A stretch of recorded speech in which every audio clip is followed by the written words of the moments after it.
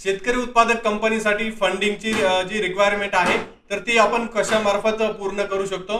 फंडिंगचे वेगवेगळे कोणते सोर्सेस आहेत ज्यामार्फत आपण फंडिंगही घेऊ शकतो, इक्विटी ग्रँट घेऊ शकतो किंवा काही लोन घेऊ शकतो किंवा ॲज अ शेअरच्या बदल्यामध्ये म्हणजे शेअरच्या अगेन्स्टमध्येही आपण फंडिंग घेऊ शकतो, कॅपिटल घेऊ शकतो। तर या सर्व पर्यायाविषयी आपण आजच्या या व्हिडिओमध्ये डिस्कस करणार आहोत, बघणार आहोत।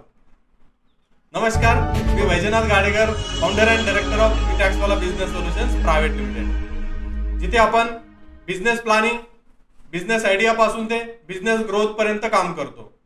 ज्यामध्ये बिझनेस आयडिया असो, बिझनेस रजिस्ट्रेशन असो, बिझनेसची प्रॉपर प्लॅनिंग असो, त्यानंतर बिझनेसचं रजिस्ट्रेशन असो, मग कंपनी असो किंवा अदर जे आहेत, त्यानंतर बिझनेसचं ऑडिट कंप्लायन्सेस असो, मार्केटिंग आणि ब्रँडिंगवरही आपण काम करतो।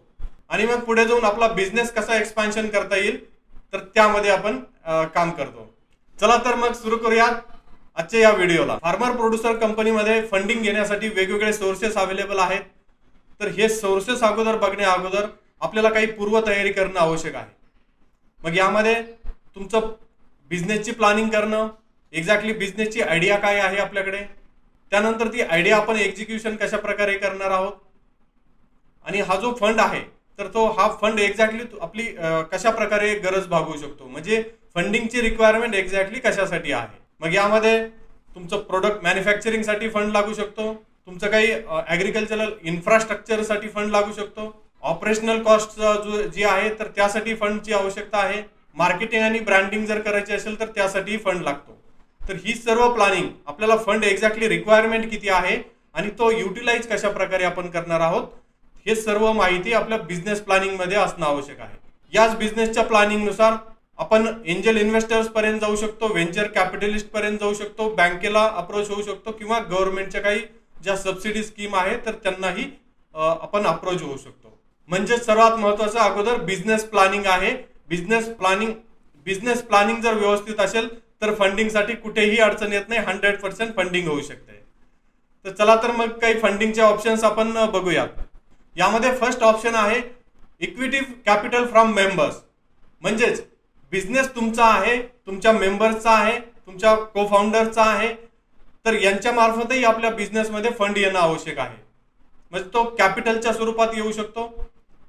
आता याच्या बदल्यामध्ये तुम्हाला जे कंपनीचे शेअर्स आहेत तर ते तुम्ही शेअर्स देऊ शकता त्यांना, म्हणजे तुमच्या शेअर होल्डर कडून कॅपिटल घेऊ शकता, फाउंडर्स कडून घेऊ शकता, को फाउंडर्स कडून घेऊ शकता, आणि काही तुमचे फ्रेंड्स रिलेटिव्ह आहे यामार्फतही आपण फंडिंगचं जी आपली नीड आहे तर ती पूर्ण करू शकतो। सेकंड सोर्स आपण बघणार आहोत गव्हर्नमेंट सबसिडीज आणि ग्रांट्स। आता यामध्ये गव्हर्नमेंट वेगवेगळ्या स्कीम मार्फत आपल्याला सबसिडीज देते, ग्रांट्सही मिळू शकतो, काही लोनच्या सुद्धा स्कीम्स आहेत। तर या स्कीम्स विषयी आपण थोडक्यात माहिती घेऊ। प्रोड्युसर कंपनीसाठी वेगवेगळ्या गव्हर्नमेंटच्या स्कीम्स आहेत, वेगवेगळ्या बॉडीच्या स्कीम्स आहेत किंवा काही बँकेच्याही स्कीम्स आहेत। तुमची फंडिंगची एक्झॅक्टली रिक्वायरमेंट कशासाठी आहे, किती आहे, हे सर्व बघून आपण योग्य ती स्कीम निवडू शकतो।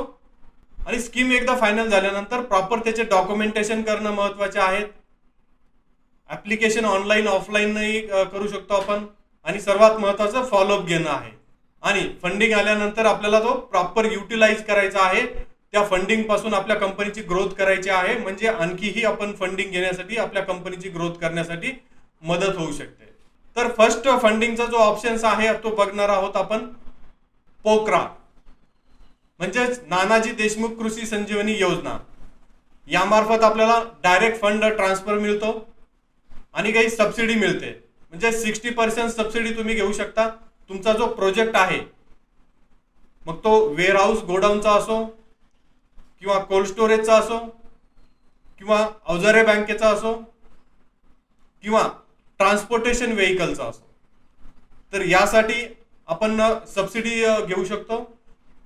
सध्या तरी यामध्ये मराठवाडा आणि विदर्भ हे दोन रिजन इन्क्लुडिंग आहेत, म्हणजे या दोन रिजनचे जे काही जिल्हे आहेत यांच्यासाठी ही स्कीम्स आहे।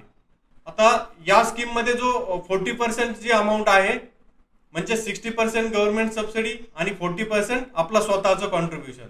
स्वतःच्या कॉन्ट्रीब्युशन मध्ये आपण बँकेलाही इन्क्लूड करू शकतो किंवा विदाऊट बँकेला मध्ये घेता आपण स्वतःही 40% कॉन्ट्रीब्युशन करून ही सबसिडीची स्कीम्स घेऊ शकतो. पुढे आणखी काही स्कीम्स बघतो आपण. सेकंड स्कीम्स आहे SFAC, म्हणजे यामार्फत आपल्याला इक्विटी ग्रांट मिळतो. आता हा ग्रांट आहे जो आपल्याला कुठेही रिपेमेंट करायचं नाही, त्यावर इंटरेस्ट पे करायचं नाही. आपला जो प्रोजेक्ट आहे तर हा प्रोजेक्ट पूर्ण करण्यासाठी आपल्याला हा इक्विटी ग्रांटची सुद्धा मदत होऊ शकते. त्यानंतर पुढे मॅग्नेट प्रोजेक्ट आहे. यामार्फतही आपलं जे प्रोसेसिंग युनिट आहे त्यासाठी आपण काही सबसिडी घेऊ शकतो. साहजिकच सबसिडी घेतोय म्हणजे आपलेही काही कॉन्ट्रीब्युशन असणं आवश्यक आहे. प्रॉपर डॉक्युमेंटेशन करून, प्रॉपर अप्लिकेशन करून आणि फॉलोअप घेऊन ही सबसिडीची स्कीम सुद्धा आपण घेऊ शकतो. पुढे नाबार्डची स्कीम्स आहे ज्यामार्फत आपण सबसिडी घेऊ शकतो आणि लोनही घेऊ शकतो. मग तुमचा वेगवेगळा प्रोजेक्ट असू शकतो, डेअरी बिझनेस असो किंवा अदर काही बिझनेस असो. तर यामार्फतही तुमचा प्रोजेक्ट कॉस्टच्या काही पर्सेंट तुम्ही लोन घेऊ शकता किंवा काही पर्सेंट सबसिडी घेऊ शकता आणि तुमचा जो प्रोजेक्ट आहे तो प्रॉपर उभा करू शकता. त्यानंतर CGTMSE स्कीम, यामार्फत आपल्याला गव्हर्नमेंट मार्फत क्रेडिट गॅरंटी मिळते. म्हणजेच तुम्हाला कुठल्याही कोलॅटरल सिक्युरिटी शिवाय, म्हणजेच कोणत्याही तारण दिल्याशिवाय आपण हा फंड घेऊ शकतो. यामध्ये टर्म लोन असू शकतं किंवा वर्किंग कॅपिटलही असू शकतं. म्हणजे तुम्हाला बँकेला कोणतीही सिक्युरिटी द्यायची नाही. तुमचा जो प्रोजेक्ट कॉस्ट आहे तर त्याच्या काही पर्सेंटेज तुम्हाला हा फंड मिळतो. तुमची जी गॅरंटी आहे तर ती गव्हर्नमेंट घेत आहे. Ministry of food processing industries, यामध्ये प्रधानमंत्री किसान संपदा योजना आहे, मेगा फूड पार्क्स आहे, कोल्ड चेन डेव्हलपमेंट आहे.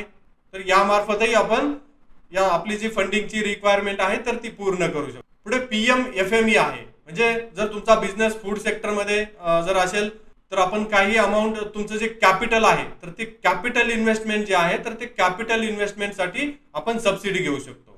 पुढे agri clinics and agri business, जे की नाबार्ड मार्फत चालवले जातं आणि यामार्फत सबसिडीची अमाऊंट मिळते. आपल्याला एक्झॅक्टली आपला प्रोजेक्ट सादर करायचा आहे की कशासाठी फंड पाहिजे आहे. आपण जे ॲग्रिकल्चरल बिझनेस सर्व्हिसेस प्रोव्हाइड करणार आहोत, ॲग्रिकल्चरल क्लिनिक सर्व्हिस प्रोव्हाइड करणार आहोत किंवा ॲग्री बिझनेस सेंटर चालवणार आहोत, यासाठी तुमची फंडिंगची रिक्वायरमेंट किती आहे त्या रिक्वायरमेंट बघून आपल्याला हा फंडिंग मिळू शकतो. अपेडाचे ही स्कीम्स आहेत. यामध्ये तुमचा ॲग्रिकल्चरल इन्फ्रास्ट्रक्चर डेव्हलपमेंट करण्यासाठी किंवा मार्केटिंग जे असिस्टन्स आहे तर त्यासाठीही फंडिंग दिला जातो. ज्यामध्ये तुमचा बिझनेस, ॲग्रिकल्चरल बिझनेस जर एक्सपोर्ट मध्ये ऍक्टिव्ह जर असेल तर या स्कीम सुद्धा आपण घेऊन आपला बिझनेस वाढवू शकतो आणि आपली फंडिंगची रिक्वायरमेंट पूर्ण करू शकतो. या व्यतिरिक्तही काही स्कीम्स आहेत ज्यामध्ये मार्केटिंग असिस्टन्स स्कीम आहे. त्यानंतर ट्रान्सपोर्ट असिस्टन्स स्कीम आहे, म्हणजे तुम्हाला मार्केटिंग आणि ब्रँडिंग करण्यासाठी फंडिंग मिळू शकतो. त्यानंतर ट्रान्सपोर्टेशन जो एक्सपेन्सेस आहे तर त्यासाठी आपण काही असिस्टन्स घेऊ शकतो. किंवा काही जर तुमचं एक्सपोर्टमध्ये जर तुम्ही ऍक्टिव्ह असाल तर ॲग्रिकल्चरल एक्सपोर्टमध्ये तुम्ही जे प्रोडक्ट एक्सपोर्ट करत आहात तर त्या एक्सपोर्टच्या टोटल अमाऊंट मधून काही तुम्हाला इन्सेंटिव्ह ही गव्हर्नमेंट मार्फत मिळू शकतो. मग तो 5% पर्यंत असू शकतो. Bank loan and credit facilities, म्हणजेच यामध्ये तुमचा जो बिझनेस प्लॅन आहे, तुमची जी फंडिंगची रिक्वायरमेंट आहे तर ती आपण बँकेमार्फतही पूर्ण करू शकतो. ज्याद्वारे आपल्याला जी कॅपिटल रिक्वायरमेंट आहे, जे टर्म लोनची रिक्वायरमेंट आहे, वर्किंग कॅपिटलची रिक्वायरमेंट आहे ही पूर्ण करू शकतो. यासाठीही आपल्याला पूर्ण आपला DPR प्रोजेक्ट जो रिपोर्ट आहे तर तो सादर करायचा आहे. एक्झॅक्टली फंड कशासाठी आवश्यकता आहे, किती आवश्यकता आहे आणि आपलं जे स्पीच आहे महत्वाचं तर ते परफेक्टली असणं आवश्यक आहे. म्हणजे बँक सुद्धा आपल्याला सपोर्ट करू शकते. यासाठी अगोदर काही महत्वाच्या गोष्टी सुद्धा आपण ध्यानात घेतल्या पाहिजे. आपला बिझनेस जर फ्रेश असेल तर जनरली बँक आपल्याला लोन देणार नाही. तर त्यासाठी काही टर्नओव्हर आपल्या बिझनेसमध्ये होणं आवश्यक आहे. म्हणजे आपण ऍटलिस्ट ऍक्टिव्ह असणं आवश्यक आहे की आपला सध्या सेल्स होतोय, परचेस होतोय, प्रॉपर बिझनेस आपला ग्रॉस प्रॉफिट क्लिअर आहे, नेट प्रॉफिट क्लिअर आहे. या सगळ्या गोष्टी जर असेल आणि चांगला टर्नओव्हर असेल तर बँकेमार्फतही आपण फंडिंग घेऊ शकतो. इव्हन जर आपला बिझनेस फ्रेशही जरी असेल आणि बिझनेस प्लॅनिंग जर योग्य असेल, बिझनेस करणारे जे आहेत आपले प्रमोटर्स त्यांचा काही एक्सपिरियन्स असेल, काही नॉलेज असेल चांगलं किंवा प्रिव्हियस बॅकग्राऊंड चांगलं असेल, तुमचे ITR स्ट्रॉंग असेल तरीही आपण फ्रेश बिझनेससाठी बँकेमार्फत आपण लोन घेऊ शकतो. पुढे जाऊन काही ॲडव्हान्स अमाऊंटची जर तुमची रिक्वायरमेंट असेल, म्हणजे मोठी अमाऊंट पाहिजे, ज्यामध्ये गव्हर्नमेंटची फंडही अपुरा आहे आणि आपली जी प्लॅनिंग आहे एकदम मोठ्या लेवलची आहे, आपला आपला जो ब्रँड झालेला आहे मार्केटमध्ये तो आणखी मोठ्या लेवलवर घेऊन जायचा आहे, तर अशा वेळेस आपण एंजल इन्व्हेस्टमेंट किंवा व्हेंचर कॅपिटलिस्ट यांच्याकडेही अप्रोच होऊ शकतो. यामध्ये एंजल इन्व्हेस्टर्स जर असेल तर आपला प्रॉपर बिझनेस प्लॅनिंग करून आपल्याला अप्रोच व्हायचं आहे. तुमची एक्झॅक्टली रिक्वायरमेंट किती आहे, प्लॅनिंग काय आहे, पैसा कशासाठी लागतो आहे, कशासाठी युटिलाइज करणार आहात, आणि सर्वात महत्वाचं या बदल्यामध्ये एंजल इन्व्हेस्टर्स आपल्या कंपनीमध्ये शेअर होल्डिंग घेऊ शकतो आणि पुढे चालून आपल्या मॅनेजमेंट मध्येही तो ऍक्टिव्ह होऊ शकतो. पण जर प्रॉपर तुमचं बिझनेस प्लॅनिंग असेल तर एंजल इन्व्हेस्टर्स पर्यंत तुम्ही बिलकुल जाऊ शकता आणि फंडिंग घेण्यामध्ये काही प्रॉब्लेम नाही. एंजल इन्व्हेस्टर्स जो असतो जनरली इंडिव्हिज्युअली वर्किंग मध्ये असतो, इंडिव्हिज्युअली काम करतो, जो जे पैसे असतात ते स्वतः पैसे इन्व्हेस्ट करतो. पुढे व्हेंचर कॅपिटल इन्व्हेस्टमेंट, तुमचा जो बिझनेस आहे सध्या ऑलरेडी ऍक्टिव्ह आहे, चालू आहे, चांगल्या प्रकारे सेल्स होतो आहे, ब्रँड मार्केटमध्ये चांगल्या प्रकारे इस्टॅब्लिश झालेला आहे आणि आता तुमची जी रिक्वायरमेंट आहे फंडिंगची ती हेवी आहे, एकदम मोठ्या लेवलवर आहे. तर अशा वेळेस आपण व्हेंचर कॅपिटलची मदत घेऊ शकतो, ज्यामध्ये मोठ्या प्रमाणामध्ये आपल्याला फंडिंग मिळू शकतो. त्यासाठी पूर्वतयारी करणं खूप महत्वाचं आहे, ज्यामध्ये आपलं पिच डेक बनवणं, आपले प्रॉपर फायनान्शियल डिटेल्स जे आहेत तर ते प्रॉपर असणं, आपली बॉडी मेंबर्स कोण आहे, प्रमोटर्स बॉडी कोण आहे, आपलं बॅकग्राऊंड काय आहे, सध्या प्रोडक्ट रेंज कोणती कोणती आहे आपली, आणि मार्केट कोणतं आहे, तुमचं जे टार्गेट मार्केट आहे ते कोणतं आहे, आणि सध्याचा कस्टमर बेस कोण आहे. सर्व काही गोष्टींचा विचारात घेऊन आपल्याला या व्हेंचर कॅपिटलिस्ट पर्यंत जायचं आहे, अप्रोच व्हायचं आहे आणि आपलं पिच जे आहे तर त्यांच्या समोर प्रेझेंट करायचं आहे. जर आपली सर्व बिझनेस प्लॅनिंग जर योग्य वाटत असेल तर व्हेंचर कॅपिटल मार्फत सुद्धा आपण फंडिंग घेऊ शकतो, जी की हेवी असते. आता याच्याही बदल्यामध्ये त्यांना आपण शेअर्स जे आहे आपल्या कंपनीचे ते ऑफर करू शकतो. क्राऊड फंडिंग किंवा पेअर टू पेअर लेंडिंग, यामध्ये जसं डिजिटल प्लॅटफॉर्म आहे तर या डिजिटल प्लॅटफॉर्मच्या मदतीनं आपण आपली जी फंडिंगची रिक्वायरमेंट आहे तर ती पूर्ण करू शकतो, ज्यामध्ये छोट्या छोट्या लेवलवर आपण फंडिंग घेऊ शकतो. म्हणजे मार्केटमध्ये जे असणारे जे जनरल पब्लिक आहे तर त्यांच्या मार्फत आपल्याला बिझनेस प्लॅन आपला प्रेझेंट करायचा आहे, मग तो डिजिटल प्लॅटफॉर्मवर प्रेझेंट करायचा आहे. एक्झॅक्टली फंडची रिक्वायरमेंट काय आहे, आपलं बॅकग्राऊंड, आपले सर्व डिटेल्स, हे सर्व बघून जनरल पब्लिकही आपल्याला फंडिंग करू शकते. तर यामध्ये आपल्याला त्यांना याच्या बदल्यामध्ये इंटरेस्ट पे करायचा आहे. या व्यतिरिक्त एनबीएफसी किंवा मायक्रो फायनान्स कंपनीज आहे, यामार्फतही आपण छोटा फंडची रिक्वायरमेंट असेल तर ती पूर्ण करू शकतो. मग ते विदाऊट एनी कोलॅटरल सिक्युरिटी असो किंवा काही मॉर्गेज देऊन असो.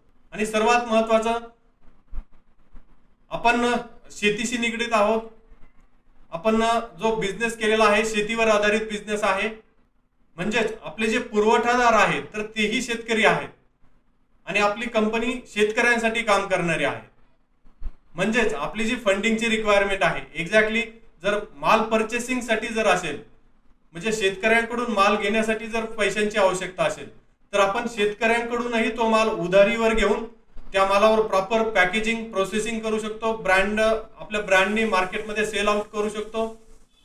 आणि तो जेव्हा सेल होईल, जेव्हा आपल्याकडे पैसा येईल सेल झाल्यानंतर, तर त्यावेळेस आपण शेतकऱ्यांना काही वाढीव भावाने आपण शेतकऱ्यांना ते पैसे परत करू शकतो.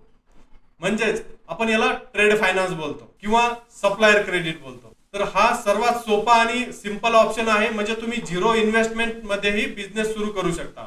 शेतकऱ्यांची कंपनी आहे तर शेतकऱ्यांना सोबत घ्यायचं आहे, त्यांच्याकडे जो माल अवेलेबल आहे तर त्यांच्या मालावरच आपल्याला बिझनेस करायचा आहे. मग त्यांचा माल तुम्ही डायरेक्ट घेऊन तुम्ही मार्केटमध्ये ट्रेडिंग करू शकता किंवा काही बाय प्रोडक्ट व्हॅल्यू एडिशन करूनही मार्केटमध्ये सेल आउट करू शकता. जेव्हा सेल होईल तेव्हा आपण शेतकऱ्यांना पैसा द्यायचा आहे, जो प्रॉफिट राहील तो कंपनीला राहील. तर अशा प्रकारे आपण प्रोड्युसर कंपनीसाठी लागणारा जो फंड आहे, जी तुमची रिक्वायरमेंट आहे तर ती कोणत्या कोणत्या मार्गाने पूर्ण करू शकतो हे बघितलेलं आहे. तुमच्यासाठी जो सुटेबल ऑप्शन्स आहे तर तो ऑप्शन जरूर आपण ट्राय करू शकतो. मग त्यामध्ये प्रॉपर डॉक्युमेंटेशन असो, ऑनलाईन ऍप्लिकेशन असो किंवा फॉलोअप मध्ये असो, हे सर्व आपण ट्राय करून तुमच्या बिझनेससाठी फंडिंग करू शकतो. आता सर्वात महत्वाचं, फंडिंग मिळणं नाही तर तो फंडिंग युटिलाइज प्रॉपर होणं महत्वाचं आहे. म्हणजे त्या कमी रिसोर्सेस मध्ये आपल्याला जास्तीत जास्त आउटपुट आलं पाहिजे. तर जरूर तुमच्या प्रोड्युसर कंपनीसाठी फंडिंगसाठी ट्राय करा. फंडिंग मिळाल्यानंतर प्रॉपर कंपनीची ग्रोथ करा, आपलं प्रोडक्ट मार्केटमध्ये लॉन्च करा. काही जर अडचण आली तर बिलकुल आम्ही आहोतच आपल्यासोबत. व्हिडिओ जर आवडला असेल तर नक्कीच व्हिडिओला लाईक करा, सबस्क्राईब करा. म्हणजे आपले जे येणारे व्हिडिओ आहेत प्रोड्युसर कंपनीशी रिलेटेड, जे बिझनेस प्लॅनिंग असो, ॲग्रिकल्चरल काही बिझनेस आयडिया असो, यामध्ये आपण व्हिडिओ ॲड करत आहे, नवीन अपलोड करत आहे. तर त्यासाठी चॅनलला सबस्क्राईब करा, म्हणजे येणारे व्हिडिओ तुम्हाला दिसतील. आणि आपले जे बाकीचे शेतकरी बांधव आहेत ज्यांना प्रोड्युसर कंपनी काय आहे, प्रोड्युसर कंपनीच्या रजिस्ट्रेशन बद्दल माहिती घ्यायची आहे, रजिस्ट्रेशन करायचं आहे, त्यांच्यासोबतही हा व्हिडिओ नक्की शेअर करा. धन्यवाद.